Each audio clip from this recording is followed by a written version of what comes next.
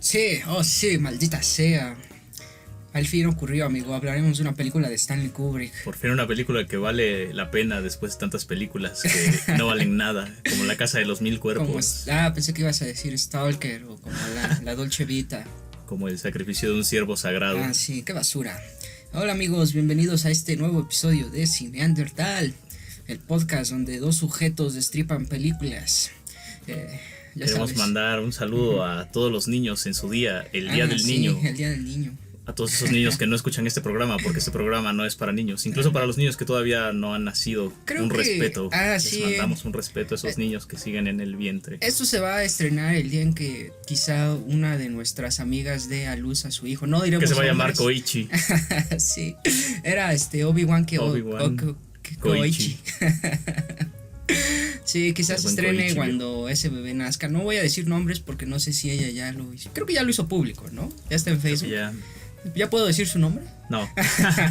Ok. Sin secreto, viejo. Pues un respeto a su bebé.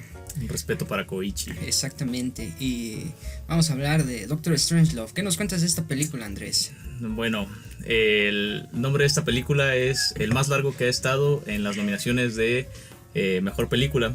Se estrenó en 1964 y el nombre completo es Doctor Strangelove or How I Learned to Stop Worrying and Love the Bomb. En España se tradujo como Teléfono Rojo.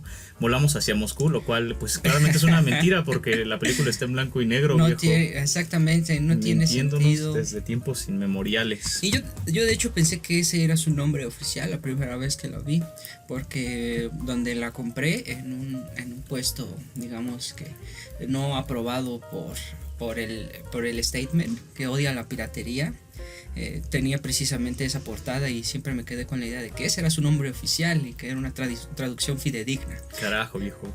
Caí en el truco de los españoles. Lo hicieron de nuevo. El truco de la mercadotecnia. Bueno, pero como a lo que estamos acostumbrados en España, es un título más o menos funcional, ¿no? Sí, no está tan jalado de los pelos, pero no sé, como que llama la atención que hablen de un teléfono rojo cuando todo está en blanco y negro. Si en verdad lo hubieran querido poner ese nombre, tal vez lo hubieran filmado a color, ¿no? Es que ya había películas a color. Pues sí, aunque, ¿sabes? El color está, vamos a decir, implícito. No es como que antes de la invención del filme a color no hubiera colores, ¿sabes? Sí existían los colores. Sí, para mí no, en mi realidad no, viejo. Sí, yo también así pienso a veces que era el mundo y que la gente se percibía en blanco y negro o en tono sepia. Escalas de grises.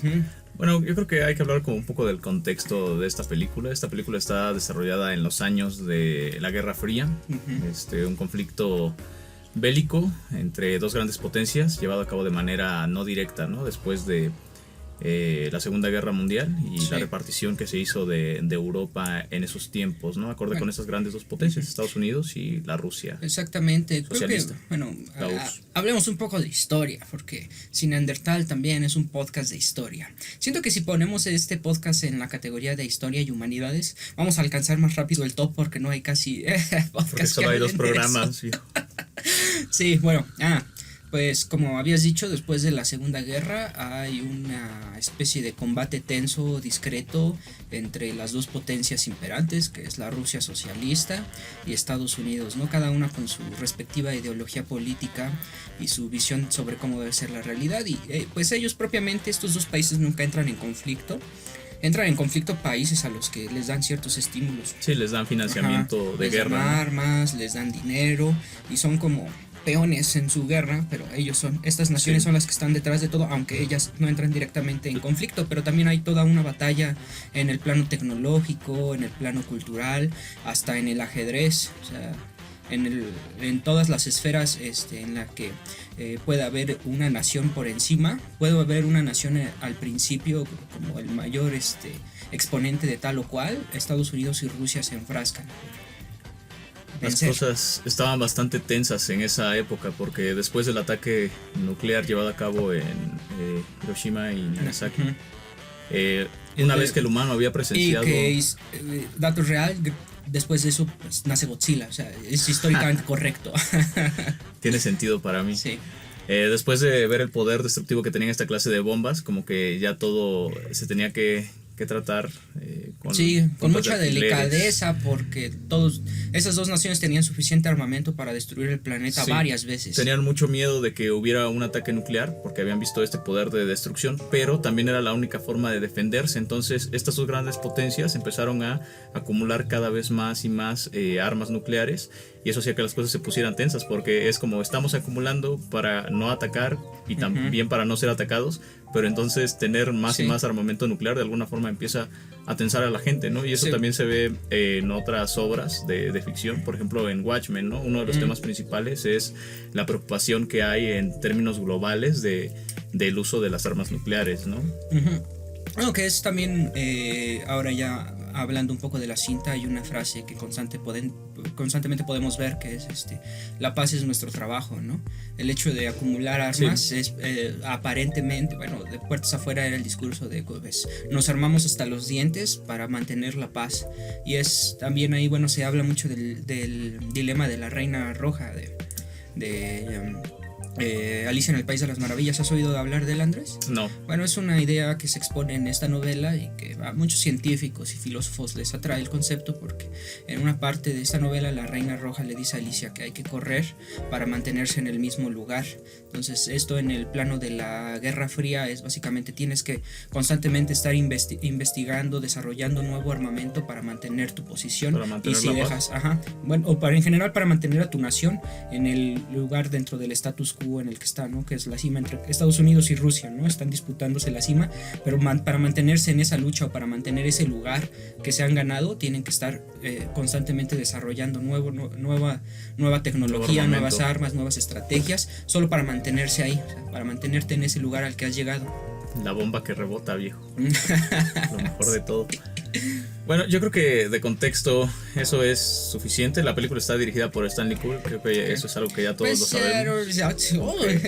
¿En serio? ¿De qué estás hablando? Estás rompiendo el internet con esta revelación. También autor del alunizaje en Marte, según algunos conspiranoicos. Que trabajó con un Top Gun. Yo digo que es tan buen director que sí te sugiere eso. Yo no soy un conspiranoico, yo no creo en ninguna de esas teorías, pero pienso que si alguien pudo haber hecho una farsa de ese nivel con tal calidad, solo pudo haber sido Stanley Kubrick. Imagínate que los rusos también falsifican su alunizaje y contratan a Sergei Eisenstein, Andrei Tarkovsky, todo triste, sí. Todo lleno de niebla. Oye, no entiendes nada. Sí, y todo es aburrido y reflexivo y filosófico. Sí. Algo como esos dibujos animados de los Simpsons, como era Obrero y Parásito. Así. Siempre quise ver esa caricatura en la vida real, pero bueno. Sí, deberían de hacer un proyecto en el CONACYT para... Oye, Sergei, bueno, ahorita que dijiste a Sergei Einstein, ¿sabías que fue amigo de Alexander Romanovich y Luria de Vygotsky?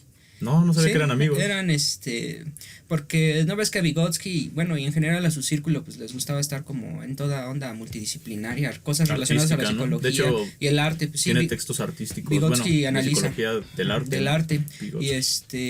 Y hacen, bueno, ahí algo leí en la autobiografía de Luria que decía que él en ese entonces estaba interesado precisamente en estos temas de la percepción y el cómo la gente percibe o cómo puede generar esta ilusión de realidad a través de una cinta, que pues solo son fotogramas colocados como el fenómeno a cierta velocidad. Que nos da la percepción del movimiento, un montón de fotografías que pasan. Efectivamente, ¿no? ¿Cómo podemos percibir o cómo podemos casi hasta imaginar que lo que estamos viendo sí es real cuando solo son fotografías, ¿no? A cierta velocidad, ¿no? ¿Y qué pasa ahora? Pues has visto estas nuevas pantallas que corren, bueno, a 60 frames. Ya ni siquiera el cerebro distingue. Hay como cierto número de frames. Se ve raro, ¿no? Es lo que distingue nuestro cerebro, ¿no? Pero se ve, o sea, uno que no tiene el ojo acostumbrado a esa velocidad, pero tú lo ves y dices, ¿por qué se mueve así todo? ¿Por qué se ve tan extraño? Todo se ve demasiado real. Sí, más real que lo real, viejo. Ya alcanzamos ese nivel de Blade Runner, pero a mí me da como miedo y me marea un poco también, o sea, es demasiado estimulante para mí. La verdad no los he visto. Prefiero no verlas. Yo creo que me voy a quedar con mi televisión de bulbos. Eso es como mi hit. Cuando todavía me acerco y puedo ver los puntitos de colores, eso me da confianza. Siento que la tecnología no me ha superado. Sí, estoy de acuerdo. Bueno, llegamos a hablar un poco sobre la trama. Ajá, cuéntanos. Bueno, ya, spoilers. Aquí se activa. Sí, una película de 60 años. Hay que tener tacto. Tú no sabes que un día va a llegar alguien con un arma y te va a disparar y te va a decir, eso es por contarme spoilers de una película de hace Arruinaste 80 mi vida, años. Sí, viejo. me contaste el final del Quijote. Exactamente. No te metes en problemas, mejor ahórrate. No sabes qué cantidad de gente loca nos está escuchando. Chávez. Creo que son 3. Creo que solo son 3. Bueno, en términos generales, la película se divide en 3 escenarios principales. El cuartel donde el general Jack Reaper pierde la razón y ordena un ataque en contra de la URSS con el fin de defender nuestros preciosos fluidos corporales del malvado proceso de floración del agua. El único avión, que sería el segundo escenario, con la tripulación capaz de realizar un ataque atómico en las condiciones más adversas de combate, comandada por el Major T.J. King Kong y la sala de guerra. El tercer espacio, donde se une el presidente de Estados Unidos con sus comandantes de guerra para intentar evitar el ataque nuclear contra la URSS. Esta cinta bien puede llamarse Doctor Strangelove o de cómo aprendí a amar a Peter Sellers. O Peter Sellers, la película. Cómo aprendí a soportar el aburrimiento con Peter Sellers. Bueno, porque Peter Sellers aquí interpreta a 3 personajes diferentes. Así es, el capitán Lionel Mandrake, que es un oficial británico que está comisionado en la base de operaciones casi lo dicen, del general Jack Reaper. Que es como de intercambio, ¿no? Sí. Eso no tiene sentido. Está en una comisión, viejo. Sí, comisión. es intercambio de militares. Yo te paso, o sea, qué raro. Está padre, viejo. El presidente Merkin Muffley, que es del presidente de Estados Unidos. Sí, y el Doctor Strangelove, que probablemente tiene el trasfondo más misterioso. Pues es un nazi. Que te permite más teorizar. Sí, pero como que es muy extraño que esté un nazi en la sala de guerra y sea tan evidentemente alemán y nazi. Y ahí esté funcionando, ¿no? Pero bueno, es que no es raro porque eso es un hecho histórico, correcto. Que muchos científicos nazis, tras la caída del régimen, emigraron a Estados Unidos y fueron adoptados por este país para que desarrollasen investigaciones para ellos. O sea, decían, pues son mentes brillantes, pero en parte también trabajaron para el enemigo. Pero pues hay que tenerlos vigilados y tenerlos aquí. Los rescataron y fueron una parte funcional de el sistema de ciencia norteamericano, ¿no? Y ya de ahí se desprende el soldado del invierno de Capitán América. Sí, podríamos decir que esto es una precuela Marvelita.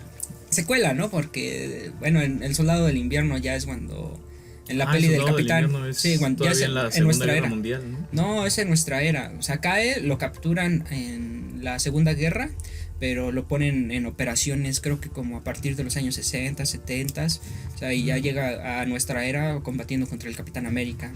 Ajá. Vaya. Sí. ¿Y no te acuerdas que salía ahí historia de Bucky? Bueno, que te contaban ahí también la infiltración de Hydra era gracias a eso, que muchos científicos habían emigrado a Estados Unidos y habían sido aceptados por el régimen. ¿Eso dónde lo cuentan? ¿En la primera del Capitán América? Ya no me acuerdo, no creo que lo estoy inventando. Lo dicen en algún... No, en la primera solo todo ocurre en la Segunda Guerra. Ya es en la del Soldado del Invierno. Es cuando Soldado cuentan. del amor. Es un buen Mijares, viejo, es lo que hace falta. Qué sensual es Bucky, por cierto, en esa película, con su pelo largo. Homoerotismo descarado aquí. Y en Cineandertal. Bueno, ¿qué se puede decir sobre esta película que no se haya dicho antes, viejo? Que es aburrida. No, viejo, no digas esas cosas. Bueno, estás dañando mi corazón. ¿Sabes? Yo pensaba que en cualquier momento iba a entrar Schwarzenegger a la sala de guerra. Iba a decir como demasiada plática. Iba a empezar a matar a todos. Sí, y él hubiera podido detener este conflicto bélico si lo hubieran llamado. O sea, me sentía como el niño de Golden Ticket, The Last Action Hero, que está ahí como de, ya deja de hablar, por amor de Dios, haz algo, mátalos. Es como, ¿por qué no llega alguien a matar a todos? Claro, no es el eje de la película, no es lo que... De hecho, hasta cuando hay una pelea en la sala de guerra, es como, deténganse señores, no pueden pelear en la sala de guerra. Cuando el ruso y el... Sí, tratan de mostrar esa ironía, ¿no? Que es como, bueno... También creo que hay una especie de sátira o de burla a cómo la violencia se ha institucionalizado. El hecho de que ciertos aparatos bueno, en este caso de Estados Unidos, tengan ya el derecho legítimo a usar la violencia, pero solo en cierto contexto y en cierta forma. No puedes pelear contra otra persona a puño limpio, pero es aceptable matar a millones con una bomba. Sí, creo que lo más sorprendente de la película en general es que pues los 3 escenarios donde se está desarrollando este conflicto están íntimamente relacionados con la muerte de las personas, ¿no? En los 3 escenarios todos saben que esta bomba va a asesinar a millones de personas y va a ser el comienzo del holocausto de la humanidad a nivel global, ¿no?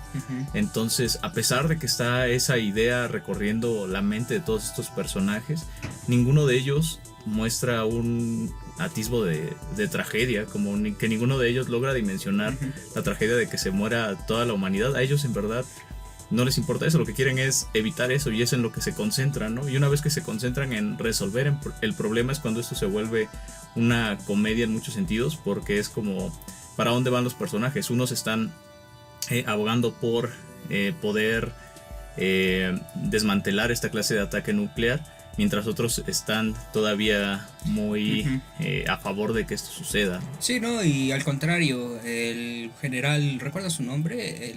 Reaper, el que tenía los delirios. Reaper es el loco, el que está en la sala de guerra, el que tiene a su novia, que le llama así a la mitad de la reunión. Se me olvidó el nombre de él. Bueno, ese tío es el que está abogando por la acción directa, ¿no? Cuando ve que el ataque es inminente, dice, pues hay que adelantarnos, ¿no? Y ya que no solo sea ese avión, sino que hay que mandarlo todo. Para que él plantea el escenario de, pues al menos exista aún la posibilidad de que ganemos por el simple hecho de que nosotros hicimos el primer movimiento, ¿no? Que visto desde su perspectiva tiene algo de lógica, pero aquí es cuando interviene el presidente y dice, pues creo que dialogando, o creo que si nos ponemos en contacto podemos prevenir ese escenario. Y es cuando realiza la llamada al primer ministro ruso, ¿no? Y que estaba ebrio. Sí, yo creo que precisamente esto es como nos empieza a plantear la contraposición entre el pensamiento militar y el pensamiento político, ¿no? El pensamiento militar es, si la guerra es inminente, vamos al 100 con el plan de guerra, ¿no? Es decir, si vamos a atacar una vez, ataquemos con todo lo que tengamos y vamos a ver qué tan probable es que podamos sobrevivir, ¿no? Si atacamos primero, si damos el primer golpe, pues es muy probable que nuestras probabilidades de sobrevivir vayan aumentando. Sin embargo, la visión política está muy marcada por la cuestión de cómo se percibe a los políticos, ¿no? Entonces, algo que dice el presidente en la sala de guerra es que él no va a pasar a la historia como el peor asesino, peor incluso que Hitler, ¿no? Entonces a él le importa mucho cómo se va a ver cuando termine su mandato, y eso es lo que lo obliga a tomar una posición conciliadora, ¿no? Tratar de evitar este conflicto. Sí. Y bueno, ¿sabes? Siento que nos adelantamos un poco, creo que podemos ir por partes. Creo que el desencadenante de este choque es Reaper. Él es el que se deschaveta y piensa que los rusos están envenenando a la población norteamericana por medio de flúor vertido en el agua. Y creo que yo entiendo de dónde viene su locura, porque te cuenta que bebe agua destilada y toma alcohol puro de caña, ¿no? O algo así dice. Sí. Eso, pues, ¿qué no el agua destilada te deja ciego? A mí me enseñaron que si bebías agua destilada te quedaba ciego y te dolía el estómago, amigo. Y yo digo que este tío pues ya definitivamente se le secaron las neuronas a partir de su régimen de pureza. Se secó el cerebro. Sí, efectivamente. Tanto tomar agua destilada, pues sí. Tanto leer libros de caballería. No, él leía crónicas de la Segunda Guerra. De la Segunda Guerra Mundial. Y eso fue lo que lo llevó a esta situación, pero pues él es el desencadenante y es bien interesante, ¿no? El hecho de que en Estados Unidos, bueno, lo que te plantea la película es que hay todo un procedimiento para responder a un ataque o para iniciar un ataque. No es toda una secuencia de mando. Se giran las órdenes, se establecen protocolos que en teoría están diseñados para evitar errores o para evitar que haya interferencia en este proceso de comunicación, desde quienes toman las decisiones hasta quienes las ejecutan, ¿no? Es toda una secuencia, pero todo esto se rompe desde el principio cuando uno de los miembros de esta cadena se deschaveta, encuentra la manera de enviar un mensaje para desatar la guerra y se genera todo este mecanismo que lleva hasta esa conclusión de el avión lanzando la bomba, ¿no? Pero pues un factor, la locura de un individuo rompe toda una cadena que supuestamente es funcional. Y también, bueno, mencionaban que cuando se proyecta esta película, Estados Unidos empieza a realizar investigaciones para modificar los protocolos que tienen de respuesta nuclear, porque piensan que este tipo de factores sí pueden ser viables, ¿no? Se generan modificaciones en esos protocolos, que también es algo, no sé si has visto esa película de War Games con Matthew Broderick, el tío de Ferris Bueller. Bueno, en esa película él es un hacker, son los años 80. Es un hacker y con las computadoras estas de pantalla negra, donde nada más metes códigos, ¿no? Pero sí, según supuestamente la fantasía del hacker de los 90 más o menos, ¿no? Entre el hacker de los 80s, 90s, ¿no? Y él descubre supuestamente un programa para poder jugar con una computadora, pero realmente esta computadora es como la computadora central con la que se controla el armamento nuclear. Ese programa se generó porque mencionan que al principio de la película se hicieron experimentos con soldados que les enviaban el mensaje de ya tienes que soltar la bomba, ¿no? Se hacía un simulacro de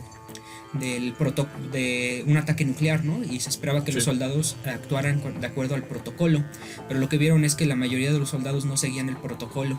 Cuando se les daban las órdenes de liberar el armamento nuclear, lanza las bombas, ellos no lo hacían y buscaban entraban en pánico y empezaban a llamar y oigan, recibiste llamada, y se peleaban porque a veces querían confirmación. Querían una confirmación y a veces era nada más una cosita de meter las llaves y había dos oficiales encargados, ¿no? Tenías que meter la llave, girar, apretar un botón al mismo tiempo, ¿no? Necesitabas que los dos estuvieran de acuerdo, que hubieran recibido la orden, la ejecutaran, pero uno sí quería y el otro no quería y se generaban muchas disputas. Y en la película de War Games te muestran que crean precisamente ese programa para saltarte ya los problemas del factor humano. Pero ¿qué pasa cuando ese programa se le engaña y se le hace creer que está en una situación bélica por un tipo que nada más cree que está jugando un juego, una partida con la computadora, con esa computadora en específico? Es interesante y me recordó a muchos temas de Doctor Strangelove, porque es de nuevo esa cadena de ejecución que en un punto se quiebra. Sí, dentro de esta película podemos ver mucho este juego de la toma de decisiones, ¿no? Y aquí yo creo que Kubrick es un maestro al momento de seguir la novela. No sé si en la novela viene planteado así, pero ¿qué juega es una mucho. novela? Sí, todos sus guiones están basados en novelas, ¿no? De Kubrick, o todas las películas en las cuales trabajó están basadas en alguna novela. Uh-huh. Pero en esta en específico se juega mucho con la información que tiene el espectador. Es decir, que mucho de lo que te cautiva cuando ves esta película con atención es el hecho de que sabes lo que está pasando en la realidad y sabes el conflicto que se está llevando a cabo en la base de mando del general Reaper, lo que está pasando en el Pentágono para intentar desmantelar este ataque nuclear, y lo que está pasando en la nave del comandante Kong, ¿no? Del Mayor Kong, que es el que está viendo que ese ataque llegue de manera efectiva, ¿no? También, bueno, una cosa bien interesante, si miras con detalle, es todas las referencias a la sexualidad humana que hay metidas en lo que aparentemente es un proceso impersonal y frío, ¿no? Como la toma de decisiones de un ataque nuclear y la posterior ejecución.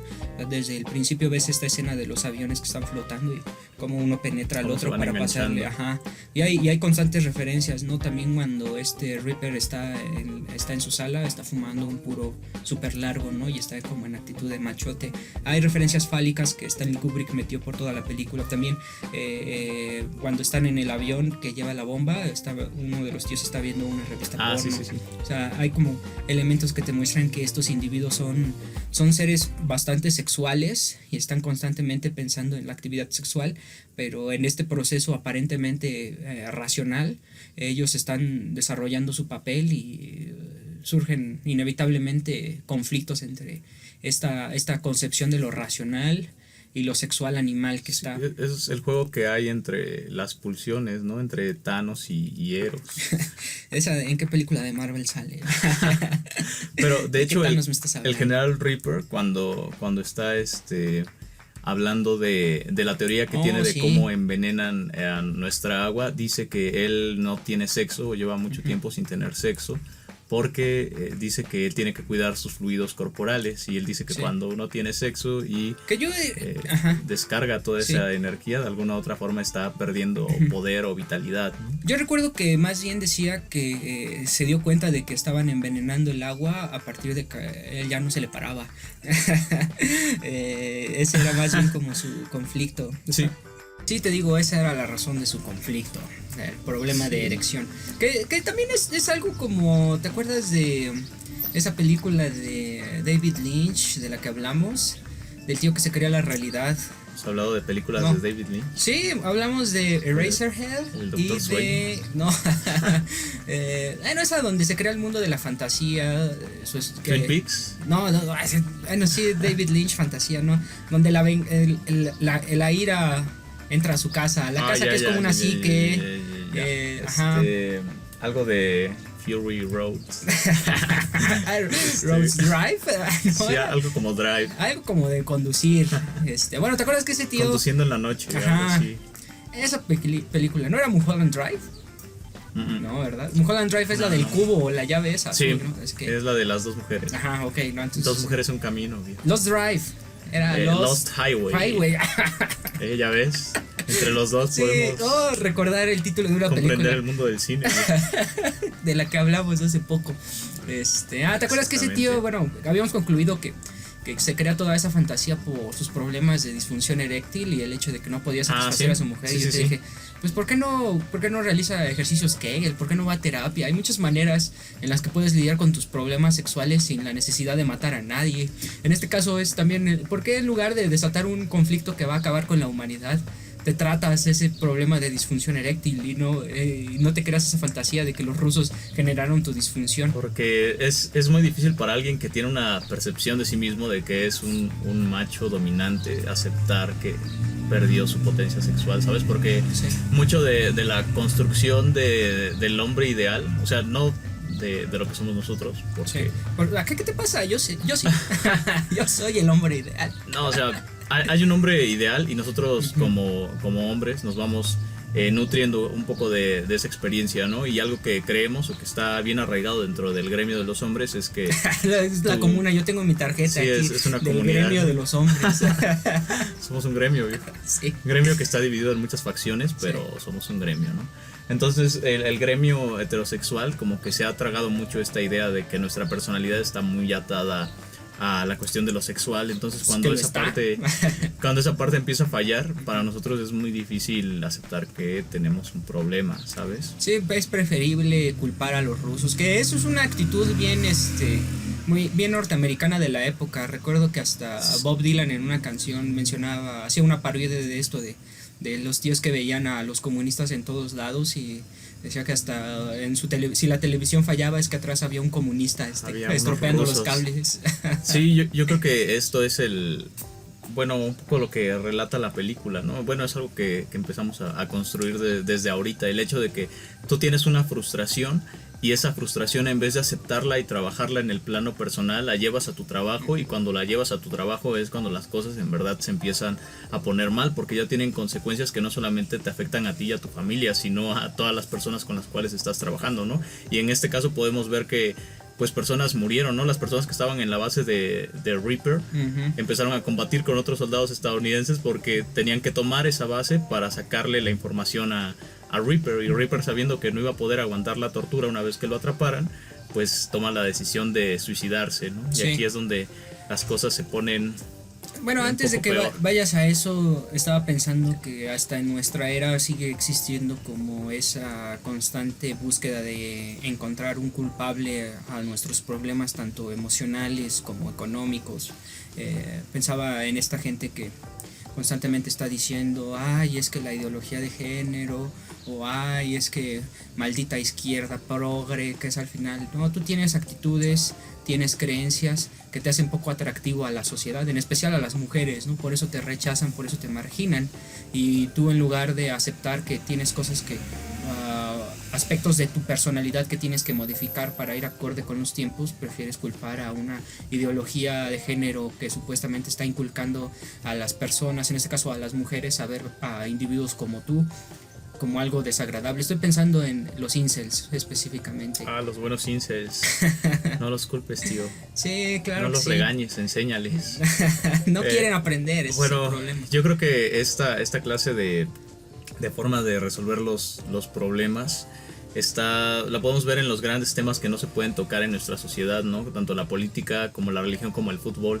O sea, siempre estamos culpando a alguien más por los problemas y las frustraciones que sentimos, ¿no? No sé, aunque, ¿sabes? Eso ya como que cuando dijiste política, religión, fútbol, creo que ya de eso realmente nada importa salvo la política, y en especial en México por la llegada de AMLO al poder. Cambia completamente los esquemas de cómo nos relacionamos con las personas que no comparten nuestra ideología, ¿no? Porque antes la gran mayoría estaba de acuerdo en que el PRI era una mierda, en que el presidente o nuestros gobernadores eran horribles seres humanos, pero ahora esa tendencia se invirtió y ahora las personas que atacan al presidente se encuentran con la figura presidencial o en general a las figuras de autoridad que actualmente están a cargo. Se encuentra con que una buena cantidad de personas las están defendiendo, ¿no? Cuando antes había una especie de consenso con respecto a que el gobierno era corrupto, era un fracaso, y ahora las pocas personas que aún consideran que el rumbo que ha dado la 4T no es el adecuado, se ven en esta situación de no, tú estás mal, eres un prianista, eres de la mafia del poder, te dieron chayote, etc. Se invirtió esa dinámica, ¿no? Como que el fútbol ya no importa porque la pandemia mató al fútbol, o sea, ya no nos interesa. Messi puede anotar un gol, desde la portería. Sí, puede jugar como portero y meter un gol. O puede lanzar un balón hasta el espacio viejo. Ya no nos interesa, el fútbol ya no importa. Y ¿qué dijiste? La religión, pues es muy extraño, ¿no? Porque somos un país católico, pero ya las sectas cristianas han tenido su auge, y todas estas nuevas corrientes evangelistas y están ahí presentes, tienen sus comunidades, y es algo que se ha aceptado, ¿no? Aquí en México, con que seas cristiano ya está bien. Si no eres católico, pues ya, no todos podemos ser perfectos, pero ya que si llegases con ideas del sintoísmo o algo muy extravagante, ahí sí tal vez habría conflictos, ¿no? Pero como que hay un tácito acuerdo entre cristianos de no atacarse en la medida. Sigo creyendo todavía en estos mitos de los tabúes de la sociedad mexicana y en general de todas las sociedades, Actualízate, ¿no? Viejo. Ya sobre todo es política. Siguen siendo importantes porque así como lo plantea esta película, empiezan como a hacer una sátira de que en ese tiempo los comunistas son los malos y los comunistas son los culpables, y cualquier cosa que me pase en la vida que esté mal, la culpa se lo tienen los comunistas. Pero hasta lo sigue siendo hoy en día esa excusa, como si entras a YouTube y escuchas o comunistas o masones, sionistas o George Soros. Sí, sigue siendo como todo parte de esta clase de pensamiento de el mal está en los demás, y por eso yo estoy bien. A mí me va mal, ¿no? Y en nuestra sociedad mexicana a veces yo creo que en el fútbol se descargan tantas pasiones y tantas emociones que me parecen tan irracionales, como por ejemplo ver que el Cruz Azul pierde otra vez y gente llorando por eso. Es un meme. Gente pasándoselo mal y poniendo comentarios de odio de que ya nunca van a seguir jamás a este equipo en toda su vida porque les arruinó la vida y siempre están perdiendo y siempre lo único que les importa es el dinero y por eso siempre pierden. Es que tú no eliges. ¿En verdad estás enojado por eso o hay otra cosa que te hace estar enojado? Pues en general que tu vida es miserable, ¿no? Exactamente. Que tu sí, vida, pero aquí es culpar al otro, ¿no? En vez de ver el verdadero motivo. Y creo que con la política sucede igual porque... No, pero la política sí nos afecta directamente. Sí nos afecta, pero como yo lo veo es... estaba el PRI y antes era muy válido decir estoy harto del PRI, ¿no? Y eso era como una frase que nos unía como mexicanos, ¿no? Solo a Escalante. Bueno, nos unía a Escalante. No lo decíamos, pero con esas palabras estaba presente. Flotaba en el aire el odio al PRI. Y anteriormente pues, la sociedad estaba en contra del presidente, ahora hay una facción de la sociedad que está muy a favor de él y festeja todo lo que hace, pero no nos damos cuenta o toda esta esta dinámica de estar peleando entre nosotros por ver quién en la política está bien y quién está mal, no nos hace darnos cuenta que lo único que va a hacer que nuestra realidad concreta cambie es que nos involucremos directamente nosotros como personas en la política, no en la crítica que hacemos a los presidentes que están mal. Siempre van a estar mal, o sea, siempre va a haber algo que les podamos criticar a ellos, ¿no? Sí, creo que, ¿sabes? Pero si no también nos involucramos, no vamos a encontrar nunca alguna clase de cambio. Sí, se juzga mucho al político desde la perspectiva de abajo, ¿no? También creo que el político, cuando accede a un puesto de poder, se mueve ahora en otra esfera donde su percepción se modifica completamente. Sí, tiene ¿no? que complacer a intereses de personas que pues, tienen mucho dinero, muchos recursos. Sí, y también sus preocupaciones cambian, ¿no? Mientras nosotros quizá pensemos que la prioridad más inminente es el tema de la economía y la seguridad, pues cuando estás en esa esfera tienes que considerar otras variables y empezar a intervenir en ellas, ¿no? Destinar recursos, tu tiempo, bueno, como político, y los recursos del Estado a variables que quizá para la gente de a pie no son tan importantes. O sea, se modifica completamente la perspectiva. Pero, ¿por qué bien estamos hablando de esto? Pues porque creo que sigue hablando como del mismo mito, solo que en el tiempo en que Kubrick hizo esta película él se dio cuenta que lo que funcionaba en su sociedad era este pensamiento de los comunistas son los culpables y en nuestra sociedad mexicana son otras cosas, pero igual el trasfondo es el mismo, ¿no? Alguien más es el culpable de que algo esté mal, es ¿no? como cuando... Y eso hace que nosotros no nos involucremos ni con la solución activa que podemos realizar nosotros, con nuestro entorno inmediato o con nosotros mismos. Entonces hace que nos enajenemos más en esta lógica de las cosas están mal por los otros. Cuando Salgado Macedonio dijo que el retiro de su candidatura fue todo debido a Salinas de Gortari. Ok, siempre, ya ves. Siempre ha sido... Siempre estamos buscando a alguien más para culparnos de... Para culpar sí, siempre estamos buscando ahí sobre nuestras desgracias, ¿no? Pensando como este tipo es un violador, se supone, ¿no? Y ahora es violador y todo eso es culpa de Salinas de Gortari. O sea, sí, él me incitó. Por lo menos Louis C.K. tuvo la decencia de decir que tiene un problema y que hizo las cosas mal. Sí. No culpar a alguien más. Pues es que ahí también no se pensaba en la figura del diablo, que siempre ha sido el chivo expiatorio de toda conducta humana perversa, ¿no? Es como de, violé a tal, maté a tal, es que el diablo... Ese era el argumento de la Edad Media, ¿no? Sí. Solo que ahí no había piedad, ¿no? Ahí decías, el diablo me hizo hacerlo y ahora te vas a morir. Te lo voy a sacar a chingadazos. Sí. Para que mueras como buen cristiano, ¿no? Y ahora que la iglesia no tiene ese control, no tiene ese poder, eso nos da la libertad para enajenarnos bien en estas ideas. Nosotros, en nosotros como individuos, pero pues sigue teniendo una gran injerencia en cómo muchas personas de nuestra sociedad conciben la realidad. Y los individuos que siguen trabajando en ese pensamiento también tienen esta idea de que las personas que no siguen la religión son los malos, ¿no? Pero pues la religión no debería de consistir en eso, debería de consistir en centrarte en lo que puedes modificar. Eso es tú mismo, y mientras te modifiques a ti mismo las cosas están bien, porque no puedes hacer cambiar a los demás, ¿no? Y eso es lo que, por ejemplo, los testigos de Jehová no entienden, porque van de casa en casa, y eso los hace a ellos sentir satisfechos porque es parte de su religión, ¿no? Para ellos ser un buen testigo de Jehová es salir y ser predicar. Invasivo. Ajá, exactamente, ser invasivo. Pero el problema no es eso, el problema no es predicar a los demás que tu estilo de vida es el mejor, sino comprender que eso funciona para ti y para las otras personas funcionan otras cosas. ¿Qué no saben los testigos de Jehová que ya existe Instagram para eso? Para estar constantemente alardeando de que tu ahí lo estilo pueden de vida poner en redes sociales. Ajá, está en internet y ahí aquí usando falda larga.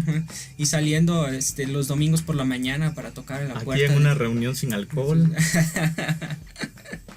Pero sí, ya que lo hagan por redes sociales y ya uno es libre de elegir si se abre una cuenta en Instagram, que yo te había dicho que yo solo tengo un par de razones por las cuales tengo una cuenta en Instagram, o sea, que es para espiar a ciertas personas específicas de las cuales no hablaré más porque siento que de nuevo un día de estos van a sacar estas grabaciones al aire, de contexto, sí van a decir, miren, ahí lo aceptaba, era un acosador enfermo.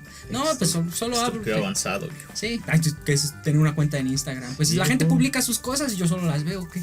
Eso no es acoso. Perfecto. Ajá, y yo no comento. Es stalkeo, ¿no? Yo solo. No, así, pero del elegante, del fino, del que no es invasivo. O sea, no estoy ahí, no. Fino, señores. Con clase. O sea, hasta para ser un acosador de porquería hay que tener estilo, viejo.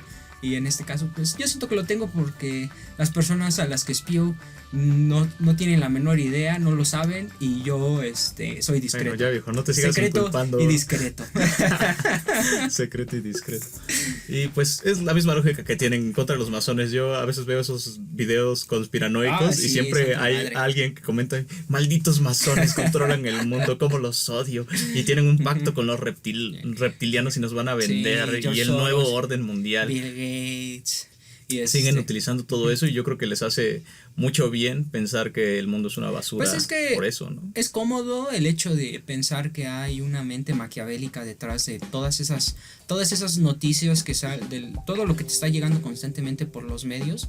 Pensar que todo está siendo orquestado te ayuda a entender la realidad, pero si te enfrentas realmente a los hechos, pues son un montón de fuerzas, de poderes coexistiendo, más variables que se escapan a cualquier tipo de control, como el tema del COVID. O sea, por más que los millonarios puedan planificar, de repente alguien se come un murciélago en China que tenía un virus y te jode todo. O sea, son variables aleatorias, más un montón de personas con intereses diferentes, la religión, los estados, millonarios, todo eso chocando al mismo tiempo y generando pues nuestra realidad, nuestro contexto político, social y cultural. O sea, y es un caos. O sea, es virtual, es literalmente el caos, un montón de cosas chocando y moviéndose en diferentes direcciones, y cuando tú piensas, no, pero esto está siendo orquestado o hay alguien detrás, te ayuda a darle orden, contexto a esa masa. Sí, una explicación que te deje tranquilo, ¿no? Funciona a veces la vida un poco como... ¿Has jugado un videojuego que se llama Dwarf Fortress? No, ¿de qué va? Está muy gracioso porque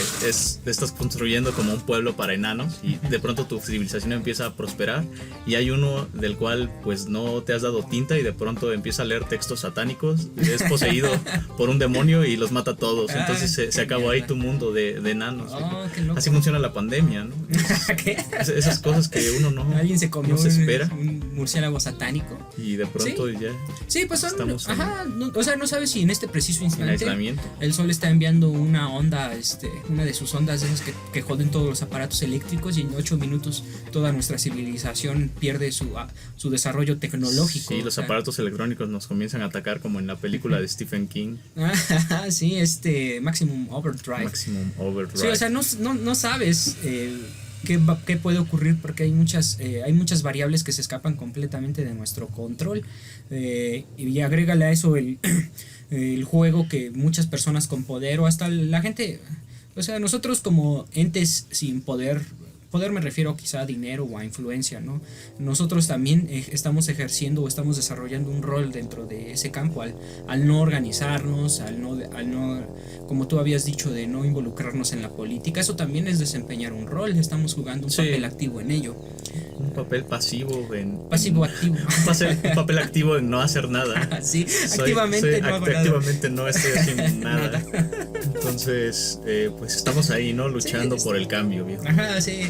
Luchando desde nuestros micrófonos. Esta es nuestra trinchera. Exactamente. Y aquí estamos haciendo el cambio. Aquí estoy de pie y aquí combato. Entonces yo creo que esos son los dos temas principales de la película, ¿no? Por un lado, esta cuestión de culpar a un tercero, y por el otro, esta cuestión que comentabas de el eros, ¿no? La preocupación sexual, y esto se ve al final de la película porque es lo que cuentan ellos, ¿no? Cuando se dan cuenta de que el ataque es algo inminente, lo que empiezan a revisar es cuántas mujeres les van a tocar para que ellos puedan vivir cómodamente en el búnker, sí, ¿no? Se están haciendo un harem ahí. Bueno, pues yo creo que con unas 10 que elijamos bien por cabeza, nos la vamos a poder pasar bomba en 200 años, y después poder salir. La justificación es el tema de la reproducción, que pues es correcto. Si hubiera una especie de apocalipsis como el que se plantea en esta cinta, lo ideal sería que hubiera más mujeres que hombres, porque son al final un hombre puede inseminar a muchas mujeres, pero una mujer solo puede parir cada cierta cantidad de tiempo. Entonces, en el plano del reproductivo, así deberían ser las cosas. No es una cuestión sexista ni machista, biológicamente es correcto, tiene sentido, pero todos lo aceptan. Pero no voy a ahondar más en ese tema.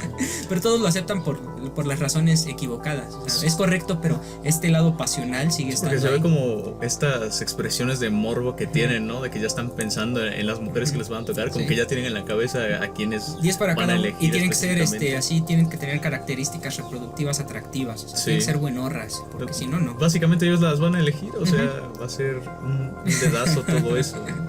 Quién vive y quién muere, ¿no? Las buenas viven, efectivamente. Y aquí vemos que ni aunque estén al borde de la extinción nuclear, pueden como llegar a experimentar este sentimiento de tragedia, ¿no? En verdad no les importa porque saben que ellos van a sobrevivir. Esto es uno de los puntos fuertes de la película. La cuestión siguiente es la perspectiva que tenía el autor, es decir, el director al momento de realizar esta cinta. Pues lo suyo era el pitorreo, ¿no?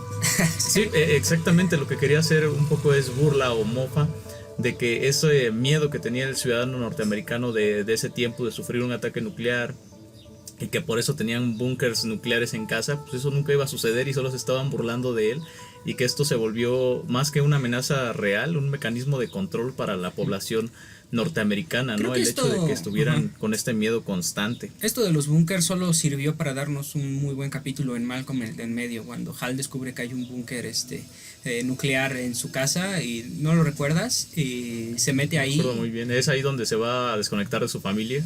Como su lugar feliz. Sí, cuando después de que lo descubre, no, pero luego se da cuenta de que sí hay una manera de salir, porque al principio Dewey y Franz y sí es Dewey y no es Francis, es Reese, lo encierran ahí.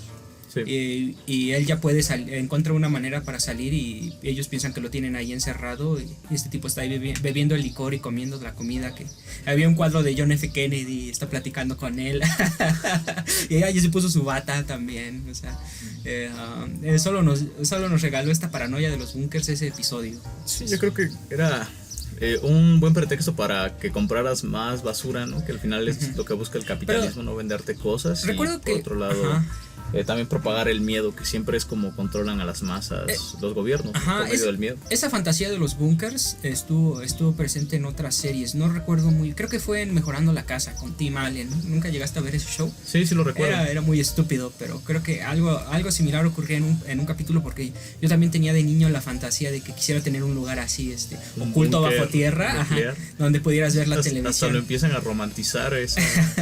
Sí, pues es que si piensas ya en el entorno de los suburbios y el hecho de que eres una persona que tiene un trabajo X o Y y tienes que interactuar con tus hijos y es una situación estresante, el fantasear que tienes un espacio, un rinconcillo oculto de todos, muy cerca de tu casa, donde puedes ir a descansar. Tu baticueva. Efectivamente.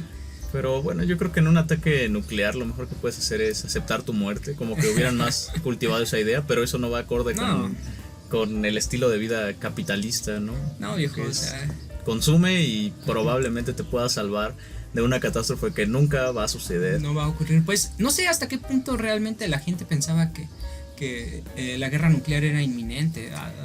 Dicen que en el momento que salió la película, las personas no la aceptaron bien y salían como incómodas y tristes de la cinta. Entonces, al parecer, ellos sí creían que era algo muy inminente.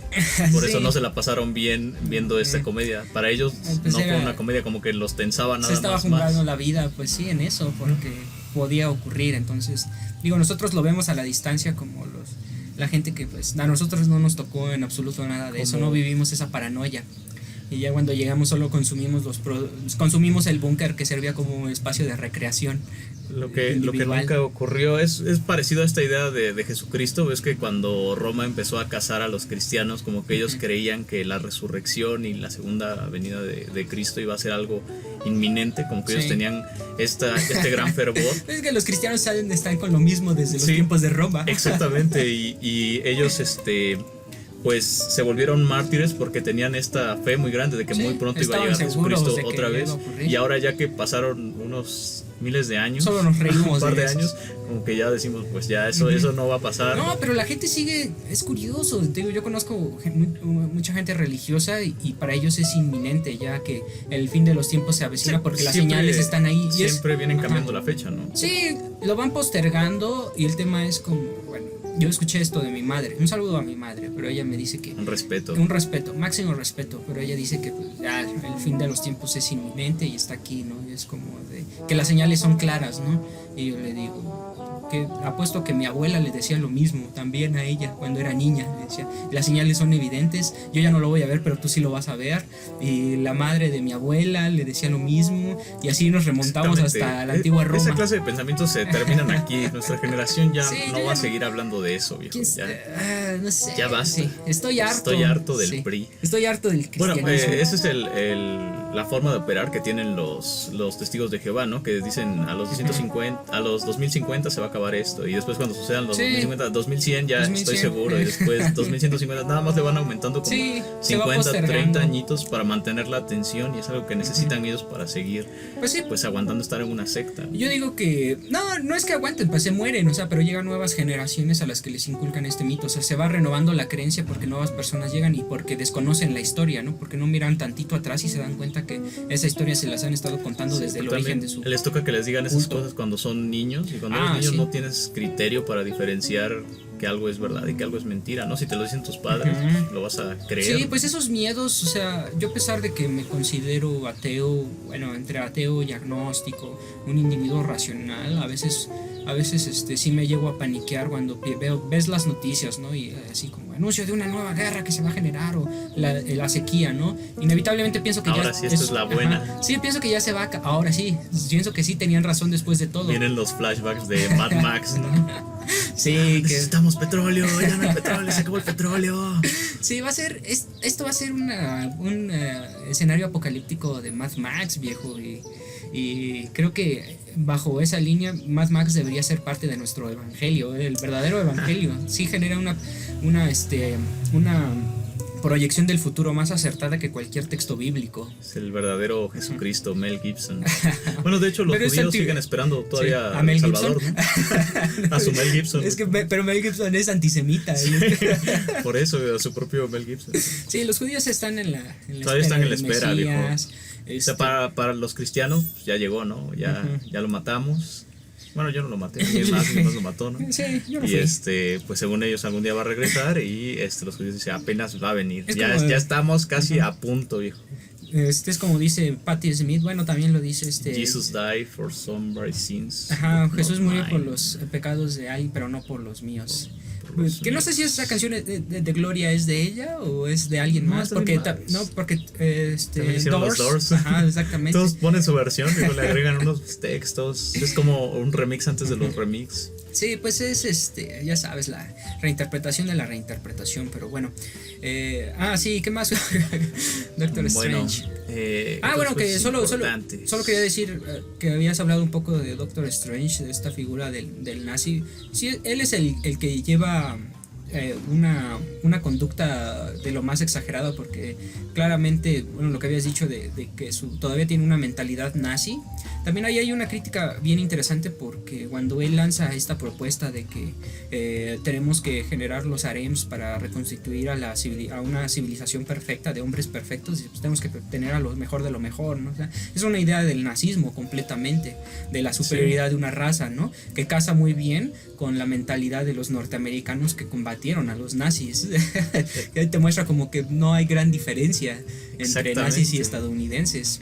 Ese sería el punto de ese personaje, ¿no? Como el mostrar el punto donde convergen estas ideologías, y como una persona que se vea que estaba completamente metida y comprometida con el régimen nazi, apenas le ofrecen una oportunidad de salirse de ese barco porque está a punto de desmoronarse, y enseguida acepta la oferta y se pone la bandera norteamericana, ¿no? Sin embargo, pues lo que caracteriza a este personaje es sus ansias de muerte. En verdad tiene una pasión por el asesinato, que no es el asesinato cercano, ¿no? Algo ya di tu discurso de la guerra, el discurso del robot de Helsing. Sí, creo que tiene esta visión de que el asesinato es algo bueno, de que el holocausto es algo adecuado porque él puede salvarse, ¿no? Él tiene esa posibilidad, y él es un sobreviviente de la Alemania nazi, y va a ser un sobreviviente del holocausto de la humanidad, y todo eso gracias a su cerebro, ¿no? Pero se ve que estaba completamente metido en la ideología nazi cuando sucedió el régimen,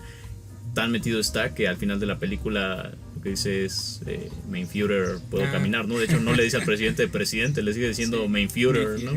Sí. Y hace el saludo cuando su mano lo quiere traicionar y él quiere hacer el saludo nazi. Exacto, no puede controlar su mano. Ese fue un toque que trajo a la pantalla el actor. Peter Sellers. No estaba como tal en el guión, creo, ni se lo dijo Stanley Kubrick. Yo odio un poco a Peter Sellers por otra película que es demasiado bueno. Que hizo con Woody Allen. Y Woody Allen se quejaba mucho porque cuenta que cuando estaban escribiendo los guiones, Peter Sellers le robaba los chistes que Woody Allen escribía para su personaje. O sea, decía, este chiste es muy bueno, y lo usaba para el personaje de Peter Sellers. Le robaba los chistes a Woody Allen. O sea, eso ya es lo que hace un gran actor, viejo. Sí. Quedar bien por encima del bienestar de la película. Aplasta al comediante que está recién llegando, quítale lo mejor y úsalo para ti. Sí, creo que son las dos figuras grandes de esta película, ¿no? Probablemente si Stanley Kubrick no hubiera dirigido una película mejor o de la misma calidad que Doctor Strangelove, recordaríamos más al actor Peter Sellers que a Stanley Kubrick, ¿no? Pero Stanley Kubrick, pues nadie lo supera a él en el mundo del cine, ¿no? Sí, amigos, yo siento que debe ser como este poeta que se orinó en la tumba de Borges. Creo que debe surgir un director que orine en la tumba de Stanley Kubrick. Stanley Kubrick no se puede, es que a todos les encanta, ¿vio? Todos aman La Naranja Mecánica. Es bueno, pero hay que seguir adelante, ¿saben? La vida sigue. O sea, ya faltaron naranjas, viejo, en esa película. La Naranja Mecánica, que sí, en algún momento se tiene que charlar de ella, pero no, yo siento que ya llegó un punto en el que está bien Stanley Kubrick, pero hay que ser críticos, no nos podemos quedar como con esta imagen idealizada de este director que bueno, yo no compartía, ¿te acuerdas cuando el tío habló de La Naranja Mecánica y decía que se le hacía muy aburrida? La segunda parte. Ajá. Yo no estaba de acuerdo con esa idea. A mí en general me gustaba toda, pero... ¿Y la volviste a ver? Y la volví a ver y me sigue gustando toda, o sea, pero digo que ese tipo de análisis son muy necesarios. Yo no comparto la crítica de que su segunda parte sea muy aburrida, pero estoy de acuerdo con que debemos encontrar sus errores, porque no son películas perfectas, no era un director perfecto. Yo creo que odio Barry Lyndon y no me gusta su idea de la fotografía y la luz natural. ¿Sabías que esa película me aburrió demasiado? Sí, pero es como una secuela de Macario, porque en Macario también esta técnica de iluminación con velas en la escena bueno, ya hablaremos de ello más adelante, ¿no? Pero, más adelante. Casi está bien lograda. Esa escena está bien lograda, mientras que en Barry Lyndon las escenas con la luz de velas. Sí, pero es que era blanco y negro, y el blanco y negro funciona muy bien con Macario. En una era donde ya existía el cine a color, curiosamente. Y Barry Lyndon es como... bueno. Da un poquillo de cringe, de aburrimiento. Sí, pues sientes que no es para mentes pequeñas. esos colores como que no van, viejo. Bueno, no están lo suficientemente solo iba que cuidados. Ajá, que bueno, a Stanley Kubrick le gustaba mucho el ajedrez, y por lo que entiendo él concibía el hacer una película como desarrollar una buena partida de ajedrez. O sea, tú puedes ver un juego entre campeones del mundo o jugadores de muy alto nivel y te puedes maravillar así y decir, wow, ¿cómo se le ocurrió este movimiento? ¿No? O esto que estaba haciendo acá no lo vi de repente, vamos, o sea, notas la genialidad, pero cuando analizas esa partida con ordenadores, te das cuenta que hay muchas otras vías, que se cometieron muchos errores, que hubo fallas, que hubo vías que eran más atractivas todavía para desarrollar el juego, pero a primera vista pues no te percatas, ¿no? Siento que no estoy diciendo que usemos computadoras para destripar el cine de Stanley Kubrick, pero te digo que hasta en una partida que aparentemente es perfecta surgen muchos errores, o se puede todavía refinar aún más. Lo mismo siento que se puede hacer con el cine de Stanley Kubrick, e incluso él lo pensaba como ajedrez. No lo sé, viejo. Yo creo que aparte de sus errores, que son bien pocos, debemos de recordar las grandes películas que nos dio, aparte de La Naranja Mecánica, ¿no? Bueno, sí, El Resplandor, Spartacus, Lolita. Lolita es muy buena también. Caminos de Gloria, con los ojos bien cerrados. Fullmetal Jacket, yo creo que es mi favorita. Porque creo que es la que mejor ha envejecido. De las mejores películas de guerra. Por el tema de el manejo oscuro que hace de la guerra, creo que es la que se mantiene más fresca de todas, porque la guerra nunca pasa de moda. Sí, es genial ese final, ¿no? Con la cancioncita de Mickey Mouse. Te hace sentir que valió la pena la guerra de Vietnam. Creo que la tengo en tan buena estima porque ya tiene mucho que no la veo. Porque la viste en castellano. Sí. Ahí cantan otra cosa que nada tiene que ver. Sí. No, pero bueno, te digo que hay que ser algo críticos. Yo digo que ya no debe haber vacas sagradas en nada, a pesar de que digo que hay que hay que criticar a los directores, viejo. Es un saludo a Estados Unidos no por tener directores tan buenos, mano. Sí. No critiques a los directores. No critico a los directores, critico sus obras. También los directores son muy cuestionables. Todos ¿no? son muy buenos. Como Stanley Kubrick al aterrorizar a Shelley Duvall en el... Sí, era un tipo nefasto, sí, ¿no? Con las personas que no se adherían a sus criterios de lo que era una buena actuación. Era un pesado. Lo que era arte.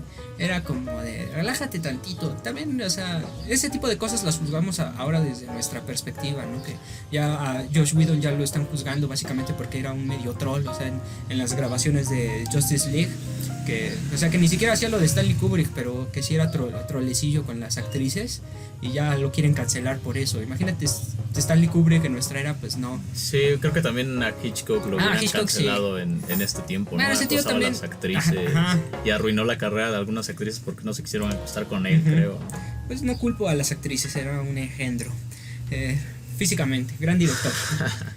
Gran director, bueno, terrible ser humano. Pero pasaron a la historia, viejo, y por eso hay que recordar. Sí, al menos podemos decir de Stanley Kubrick que no fue un violador, ¿verdad? Hasta donde no violó a nadie. Entonces, eso ya para los estándares de Hollywood es como, wow, es un santo.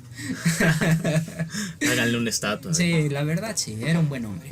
Por ser tan buenos, mano. Bueno, pues creo que eso sería todo. Sí, yo creo que, a ver, ¿qué calificación le das a esta cinta? A esta cinta yo le pondría 9.2 bombas de 10 bombas. Estaba muy arriba en mi top. Y no hablamos del final, o sea, grandes comedias. Sí, no hablamos ya de la caída de la bomba. Averígüelo por usted mismo. Bueno, sí. el final está como muy atado. Que es la escena más icónica, ¿no? Ajá, en general. A la cultura pop.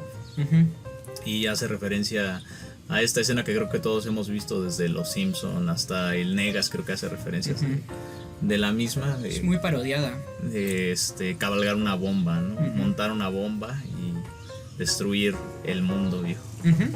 Y pues sí, si ustedes tienen sugerencias para revisar los protocolos de uso de armas nucleares en Estados Unidos, pues háganselas saber porque constantemente están revisando esto para evitar que surjan errores como los que acontecen en la película. Y yo diría que también la gran enseñanza de esta cinta es Dios bendiga a los celulares.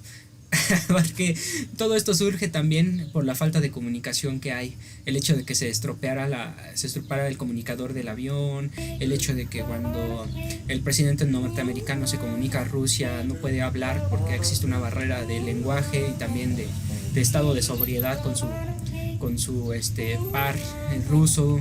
Sí. La comunicación en esta cinta también es un tema que uno toca. De los puntos fuertes. ¿Has visto Godzilla Shin?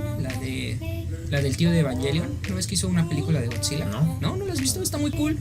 ¿En anime? O no, es actual, personas normales. Con personas normales. Personas de 3D. Y bueno, ahí también te muestran un poquillo de algo similar porque pues ahí es básicamente la burocracia japonesa contra Godzilla. Y cada vez que Godzilla ataca y se lanza un contraataque, ves así toda la cadena de mando